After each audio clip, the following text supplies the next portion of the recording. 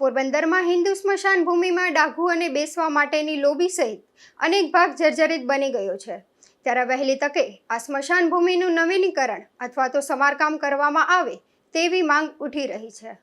હવે આજે આપણે ગાંધીજીના ગામની અને સુદામાના ગામની સોનાપુરી આપણે સ્મશાન છે। અત્યારે સ્મશાનમાં આપણે જે બેઠકની લોબી છે, હવે અત્યારે લોબીની તમે દુર્દશા જોવો કેવી થઈ ગઈ છે। હવે અત્યારે અહીંયા બધી મૈયતો લઈને આવે છે તો એને બધે બેસવું હોય તો ત્યારે અંદર બેસતા પણ બહુ ડર લાગે છે, કેમ કે ગમે ત્યારે છત પડે પોપડા પડે એનો કોઈ ઇજ્જતનો કંઈ નક્કી જ નથી। આ મહાનગરપાલિકા બાગ બગીચામાં આટલા મોટા ખર્ચા કરે છે, ખોટા ફુવારામાં ખર્ચા કરે તો આ જે જરૂરિયાત છે એનું તો કરો, એટલું તો ખ્યાલ હશે ને। બસ વહેલી તકે આ લોબીનું સમારકામ થઈ જાય તો સારું, તો આગળ જતાં કોઈ જાતની જાનહાની ના થાય।